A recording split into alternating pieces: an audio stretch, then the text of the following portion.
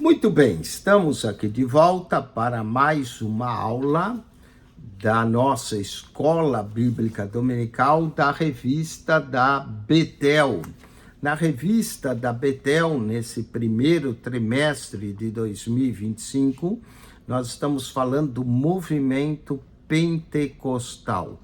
O movimento pentecostal. Começando a primeira lição, nós abordamos no livro de Atos, não é? Atos, capítulo de número 2, a descida do Espírito Santo em Jerusalém no dia de Pentecostes.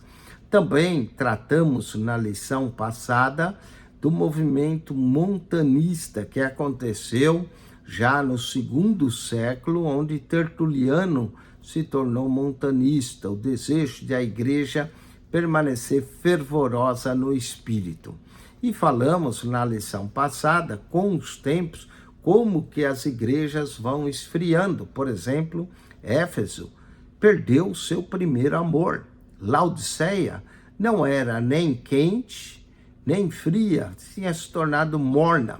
E a tendência de nós, ou tendência do próprio ser humano, e perdendo aquele fervor espiritual, manter-se em oração, em vigilância, e com o tempo vai esfriando.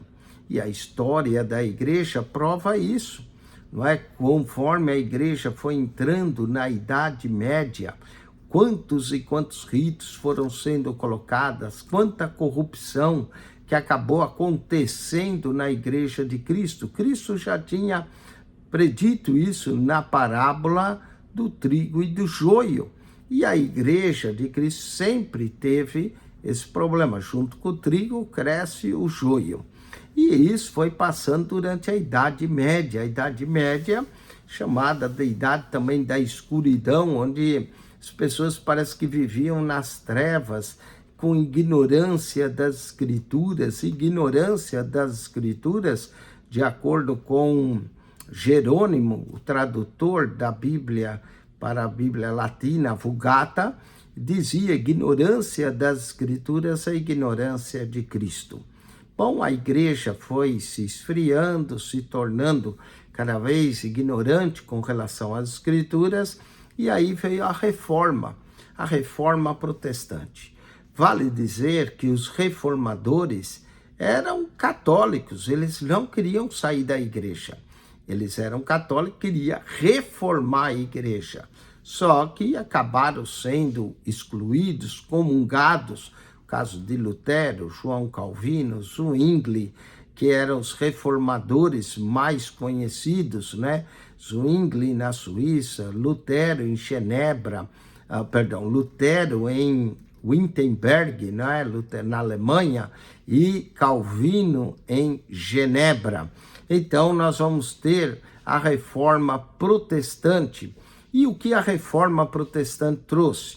Ela trouxe o reavivamento da fé e o retorno das escrituras através dos 5 sola, né? Sola Scriptura, que era somente as escrituras, sola Cristo, somente Cristo, sola Fide, né? Que era somente a fé, para a glória de Deus. Então, aí tem esses 5 solas, que era o básico, né?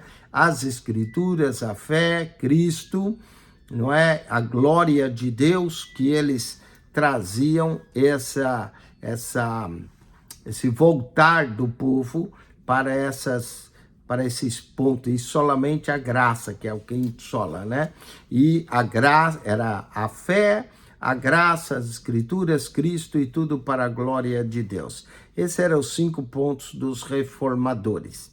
Muito bem, a reforma, quem trouxe ela foi Lutero. Martinho Lutero é o grande reformador, quando em 1517 ele prega as suas 95 teses. Ele era o padre da igreja de Wittenberg contra a venda das indulgências. E o texto áureo é o texto que levou Lutero à reforma, que é Romanos capítulo 1, verso 17, onde está escrito: porque nele se descobre a justiça de Deus, de fé em fé, como está escrito, o justo viverá da fé. Lutero chegou à grande conclusão que se o justo ia viver da fé, já não era pela venda das indulgências. A verdade prática, como discípulos de Cristo, devemos ansiar por receber mais do Senhor e aprender mais das Escrituras. Vamos ao texto de referência. O texto de referência é o texto de Paulo, em sua carta aos Romanos. Romanos é uma carta poderosa. Romanos, Agostinho lendo, se converteu. Lutero lendo, chegou à conclusão que o justo viverá pela fé. Calvino lendo, chegou à ideia da soberania de Deus e também da predestinação, não é? Tudo lendo Romanos. Vamos para Romanos, capítulo 1, verso 16 ao 19. Porque não me envergonho do evangelho de Cristo, pois é o poder de Deus para a salvação de todo aquele que crê, primeiro do judeu e também do grego, porque nele se descobre a justiça de Deus, de fé em fé, como está escrito, mas o justo viverá da fé, porque do céu se manifesta a ira de Deus sobre toda a impiedade e injustiça dos homens que detêm a verdade em injustiça. Porquanto o que de Deus se pode conhecer, nele se manifesta, porque Deus lo manifestou. Nessa lição, nós vamos abordar a introdução, falaremos dos precursores da reforma, trataremos alguns reformadores e abordaremos qual foi a implicação da reforma, trazer de volta as Escrituras, a fé, Cristo, a graça de Deus e tudo para a glória de Deus. Vamos à introdução. A reforma protestante surgiu do fervoroso anseio de testemunhar mais no viver da igreja, dos valores e também das crenças reveladas nas Escrituras. Por isso que um dos pontos era somente as Escrituras. Esse mesmo sentido é observado em diferentes momentos ao longo da história da igreja, inclusive em nossos dias, quando nos tornamos frios, devemos retornar às Escrituras. Falemos dos precursores da reforma.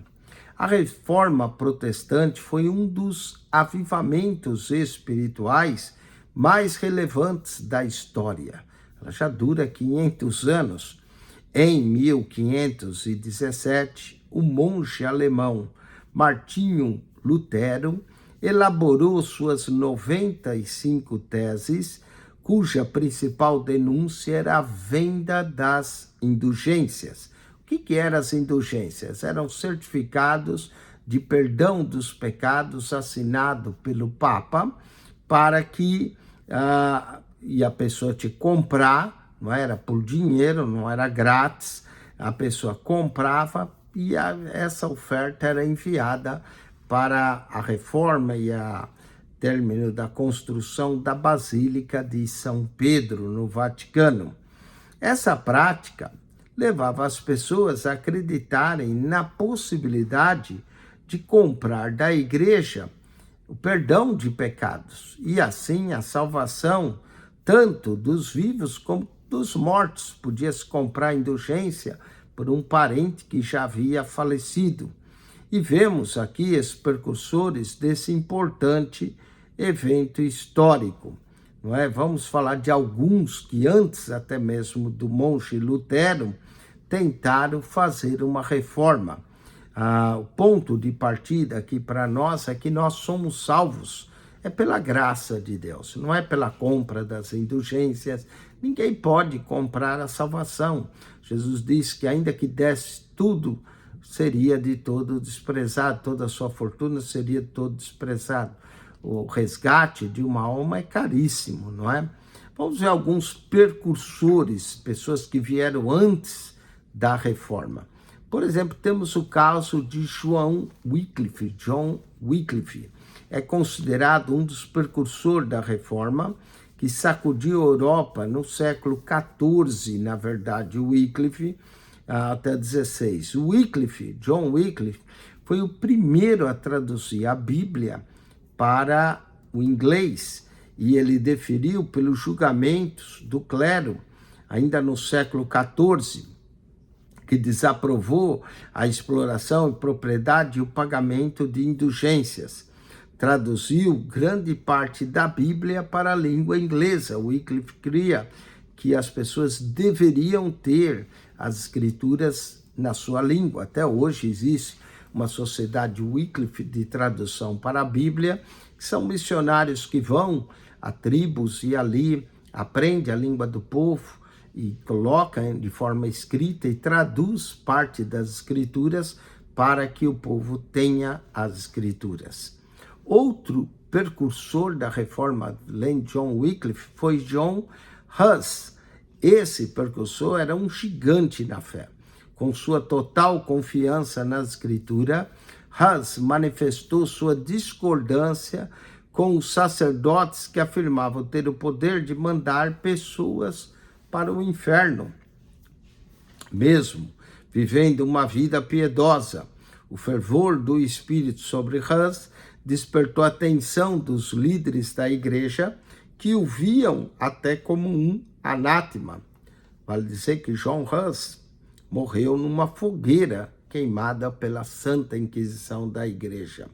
Falamos de outro gigante, Girolamo Savonarola, considerado um dos pré-reformadores. Teve a sua atenção especial na Itália, inflamado pelo desejo de combater tudo aquilo que considerava imoral e não condizente com a fé cristã. Savonarola passou a dedicar-se à defesa das práticas que acreditaram serem a única via para a salvação das almas. Ele denunciou os desmandos e as orgias promovidas pelo clero que estava desviado. Depois de ter sido excomungado, ele foi enforcado e teve o seu corpo queimado. Esses três gigantes, John Wycliffe, John Huss e Girolamo Savonarola, foram considerados pré-reformadores antes de Lutero. Vamos agora falar sobre os reformadores. Você também pode ler no livro Os Heróis da Fé sobre John Huss, sobre Savonarola, e é bom conhecer as histórias desses pré-reformadores. Vamos agora falar dos reformadores.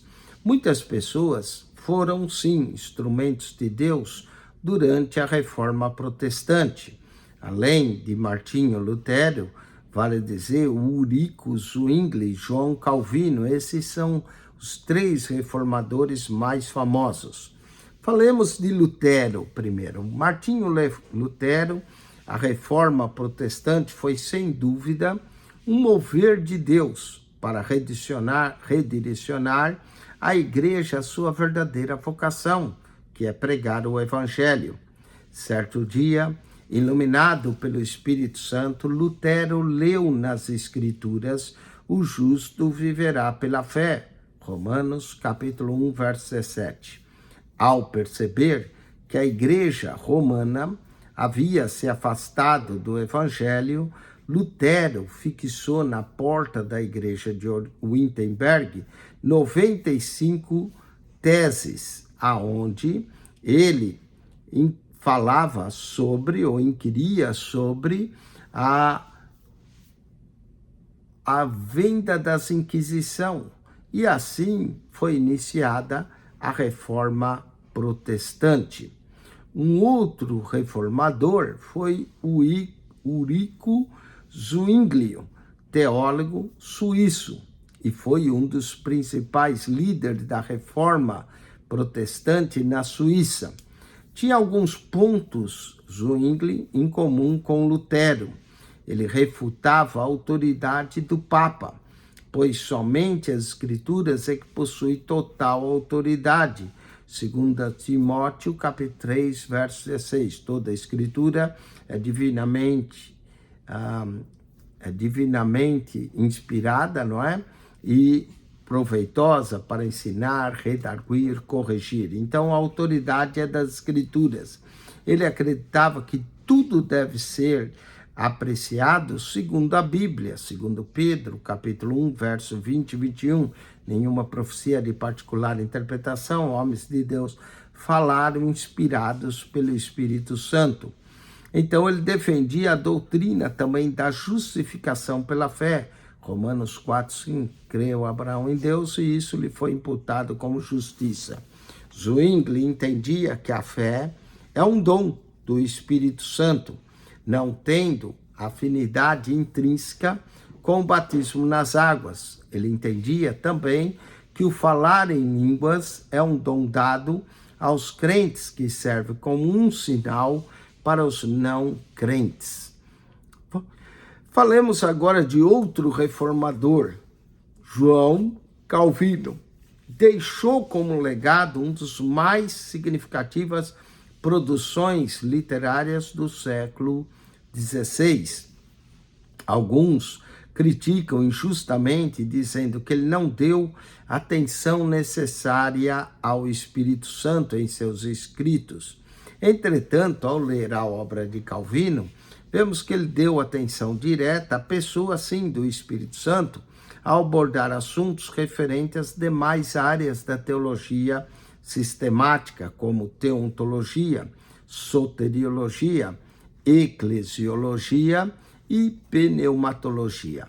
Não é sem motivo que ele é chamado pelos estudiosos modernos de o teólogo do Espírito Santo, João Calvino, pois foi o primeiro a sistematizar de forma clara o ensino bíblico sobre o Espírito Santo. Calvino também escreveu sobre soteriologia, e nós temos o que eles chamam de os 5 pontos da fé calvinista. Vamos então a entender. A reforma protestante foi, sem dúvida, um mover de Deus para redicionar a igreja à sua verdadeira vocação. Falemos agora das implicações da reforma. Nós já abordamos pré-reformadores, os reformadores, os 3 principais. Vamos às implicações da reforma.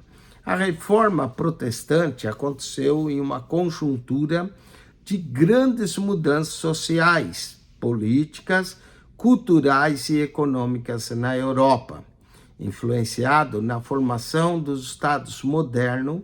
Depois dela surgiram novas denominações cristãs.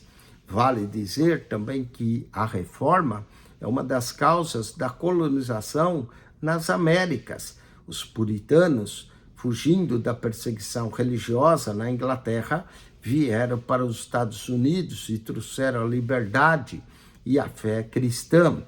Mesmo os portugueses e espanhóis que foram colonizar o Brasil e a América Latina, e a colonização deles era um pouco diferente, que era por exploração, mas também levaram a fé católica, no caso espanhóis e portugueses, para o Brasil, os portugueses e espanhóis para a América Latina. Então vemos que tudo isso, as agitações da Europa, levou então à colonização das Américas. Vamos ao 3.1, voltando aqui, falando da influência da reforma e as implicações da reforma. O Espírito Santo na vida de Lutero. Para Lutero, o Espírito Santo era uma pessoa admirável, ao ser apreciada e amada, e não um barulho a ser sentido. Lutero, certamente impulsionado pelo Espírito Santo, teve o cuidado de estudar a Bíblia, iniciar um longo e progressivo retorno à visão teológica mais coerente com a autoridade das Escrituras. Alguns chegam a dizer que Lutero falava em línguas, não em público, mas privadamente. 3.2. A salvação se fundamenta na fidelidade de Deus. Lutero estava descontente com as práticas e a posição do clero e a respeito da salvação. E ele via com tristeza a igreja defender a ideia que a salvação não dava-se pela fé, mas apenas pelas boas obras. Pregava-se, por exemplo, que a remissão do pecado e a salvação da alma podiam ser obtidas por meio de remuneração em dinheiro feitas à igreja. Esses foram os fatores centrais que levaram Lutero a posicionar-se contra a igreja romana e em favor da fé da reforma. Falemos um pouco das 95 teses. Talvez Lutero não tenha imaginado que ao fixar as 95 teses na porta da igreja do castelo alemão de Wittenberg, em 31 de outubro de 1517, ele passaria a ser um dos personagens principais da história da igreja. Na verdade, como dissemos, Lutero não queria sair da igreja, ele queria reformar, não é? Corrigir. As 95 teses abalastraram-se com rapidez pela Europa, por conta do intenso uso da imprensa do século XV, a imprensa de Gutenberg. Essa invenção da imprensa de Gutenberg mudou o processo de produção de livros, que saiu daquela escala artesanal, que era escrito à mão, e era preciso um escriba, para a industrialização de livros e produção. Com isso, também ajudou as ideias de Lutero a se propagarem e conquistarem seguidores por toda a Europa. Todo mundo queria ler as 95 teses. E lembra que 95 teses era como se disputavam nas universidades, alguém publicava algo e era questionável. Então, as 95 teses de Lutero se propagou rapidamente pela Alemanha e pela Europa. Lutero, na verdade, estava descontente com as práticas e posição do clero com relação a respeito de salvação e o perdão de pecados. Vamos à conclusão dessa lição. Você também pode ler mais sobre a reforma, estudá-la mais, mas a conclusão é a seguinte, que devemos permanecer vigilantes em oração para não nos afastarmos das Escrituras, da suficiente graça de Deus e da fé. Nossa pregação deve ser cristocêntrica. Nosso centro é Cristo, pregar o Evangelho. E plenamente consciente que para fazê-lo dependemos do Espírito Santo, que nos dá o poder e a virtude para testemunhar, para cumprir a missão que nós recebemos de Jesus, de ir por todo o mundo e pregar o Evangelho a toda criatura. Semana que vem, nós vamos abordar mais uma lição. E nós vamos falar do puritanismo, que foi um movimento puritano, já está dizendo, um movimento de pureza espiritual e de vida dedicada a Deus. O puritanismo surgiu também na Inglaterra. E os primeiros colonizadores dos Estados Unidos eram puritanos, fugindo da perseguição religiosa. Mesmo a Inglaterra, que já tinha separado de Roma através do rei Henrique VIII, a Inglaterra anglicana, que tinha a religião anglicana, ainda era muito tradicional, conservadora, e os puritanos visavam um movimento de pureza espiritual e de uma vida dedicada a Deus. Então não perca, semana que vem, continuação do movimento pentecostal. Nós estamos indo desde Atos capítulo 2, tratamos um pouco no segundo século do movimento montanista, falamos agora da reforma protestante, que foi um avivamento espiritual, e vamos tratar na lição 4 do puritanismo.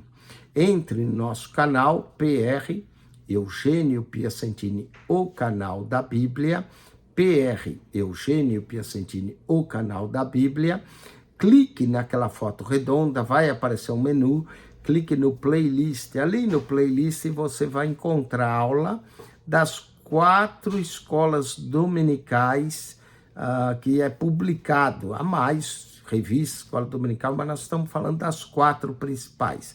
Da revista da CPAD, que já tem mais de 85 anos, da Betel, que tem aproximadamente uns 25, 30 anos, que também está publicando aí revistas, inclusive a Betel tem até uma coleção que ela já publicou das revistas da escola dominical, várias lições bíblicas para você aumentar o seu conhecimento bíblico.